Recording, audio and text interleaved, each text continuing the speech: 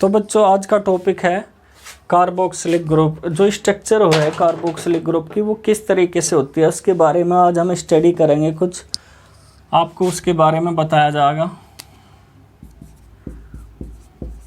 सबसे पहले तो मैं बता दूं जो इसकी स्ट्रक्चर होती है प्लेनर होती है, ठीक। और इसमें जो कार्बन एटम होगा, कार्बन एटम होता है sp2 हाइब्रिड।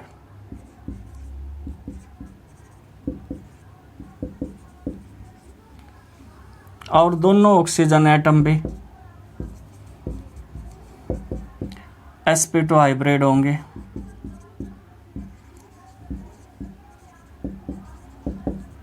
ठीक है, तो कार्बन एटम भी sp2 हाइब्रिड और ऑक्सीजन। sp2 हाइब्रिडाइजेशन क्या होता है ये आपने 11th में स्टडी की होगी, नहीं तो जो वीडियो है 11th की आप उन्हें जाके प्लेलिस्ट में देख सकते हो। हाइब्रिडाइजेशन क्या होता है? हाइब्रिड यानी संकरण से बना हुआ, मिक्सचर से बना हुआ s और p ऑर्बिटल्स की, ठीक है।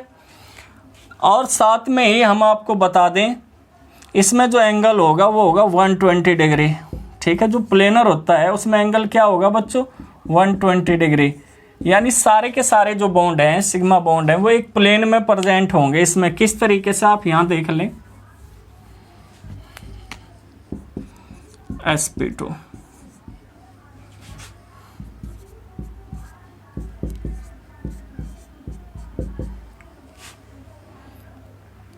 तो ये कितना होगा एंगल? 120 डिग्री, ठीक है। और ये एंगल क्या होगा? 120 डिग्री। तो सारे के सारे क्या है, जैसे हमने अभी बताया प्लेनर, यानी एक ही प्लेन में प्रेजेंट होंगे सारे बॉन्ड, सिग्मा बॉन्ड, ठीक है बच्चों। तो इसका जो अरेंजमेंट है वो किस तरीके से होता है वो आपके सामने है।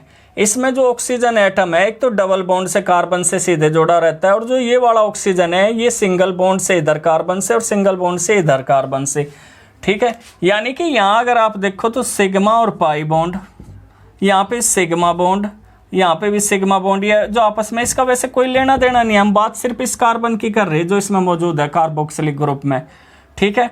ये हमने बताया ही है कि sp2 हाइब्रिड होता है और ऑक्सीजन भी sp2 हाइब्रिड होता है। ये वाला ऑक्सीजन भी sp2 हाइब्रिड होता है, ठीक। ये sp3 होगा, ये sp3 हाइब्रिड होगा, ये भी आप ध्यान रखियो बच्चों। और यहाँ पे R की जगह हाइड्रोजन भी, जैसे फर्स्ट जो मेंबर होता है आपने देखा फॉर्मिक एसिड, उसमें क्या होती है यहाँ पे एल्काइल ग्रुप के जगह हाइड्रोजन प्रेजेंट होती है। तो सभी बच्चे इसे बड़े ध्यान से देखते रहो। इसमें 3 सिग्मा होंगे। कितने सिग्मा होंगे इस कार्बन में? 3, 1, 2 और 3 सिग्मा होंगे और एक पाई बॉन्ड होगा, ठीक। और अरेंजमेंट कैसा होगा इसका? प्लेनर होगा। और एंगल क्या होगा? 120 डिग्री का।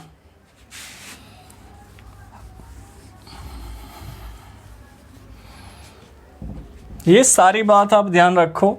अगर हम थोड़ा सा और इसे इस तरीके से आपको बताने की कोशिश करें,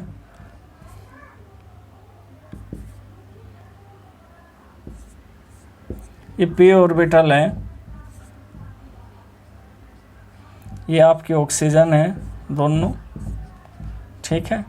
तो इस तरीके से अगर बात सिग्मा बॉन्ड की करी जा तो इस तरीके से सिग्मा बॉन्ड फॉर्म रहते हैं इसमें, सिर्फ सिग्मा बॉन्ड, ये सिग्मा बॉन्ड, ये सिग्मा बॉन्ड और ये सिग्मा बॉन्ड।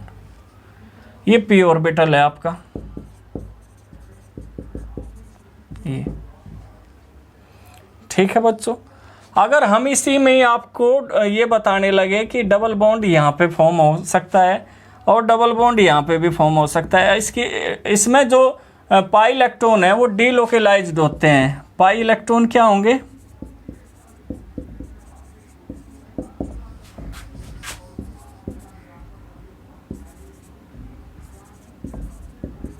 डीलोकेलाइज्ड होंगे, ये ध्यान रखना, ठीक है। यानी उनका मूवमेंट होता रहता है, किस तरीके से वो भी हम आपको अभी बता रहे।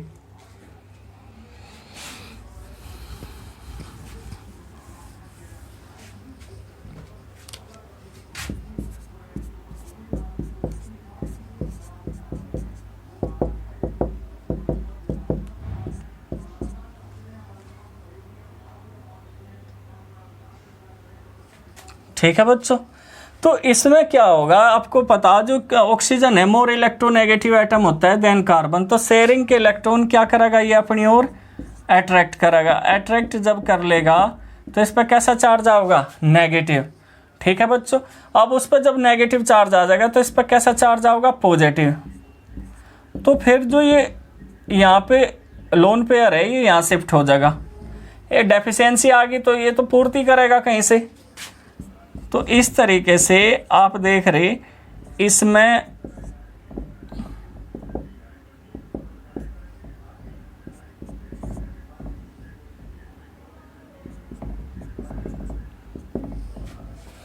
इस तरीके से इसकी रेजोनेटिंग स्ट्रक्चर होगी।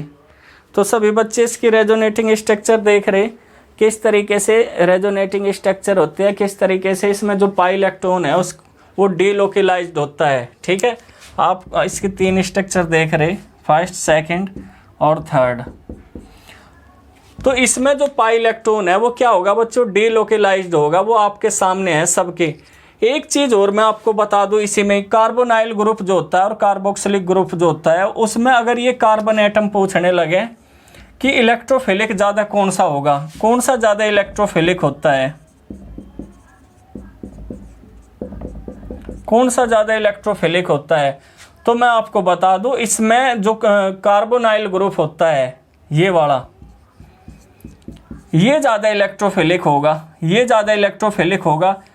इस वजह से ज़्यादा इलेक्ट्रोफिलिक होगा क्योंकि इसमें डीलोकलाइजेशन इस तरीके से नहीं हो रहा है। यहाँ तो ये ऑक्सीजन डबल बॉन्ड फॉर्म कर देती है, नहीं कर देती।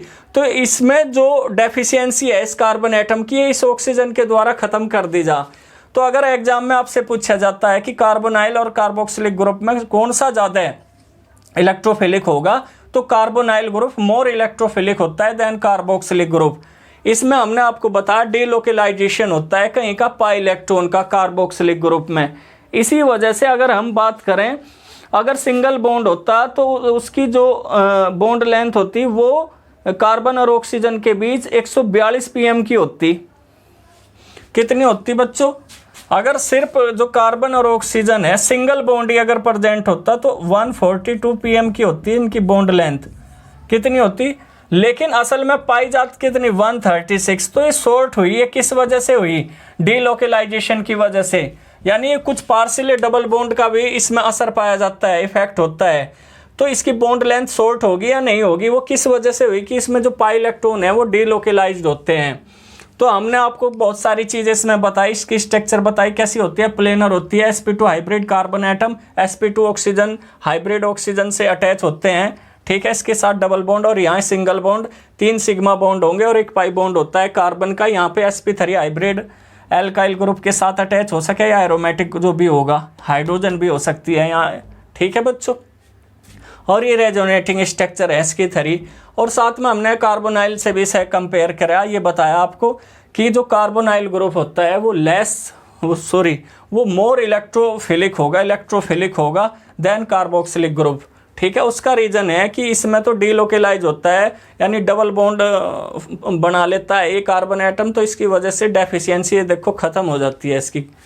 ठीक है, तो ये सब। और फिर हमने आपको बताया इसकी जो बॉन्ड लेंथ है, अगर सिर्फ सिंगल बॉन्ड प्रेजेंट होता, रेजोनेंस ना होता, 142 pm होती, लेकिन होती असल में पाई जा कितनी, 136 pm पिकोमीटर। ठीक है, तो ये थी बच्चों आपकी स्ट्रक्चर ऑफ कार्बोक्सिलिक ग्रुप।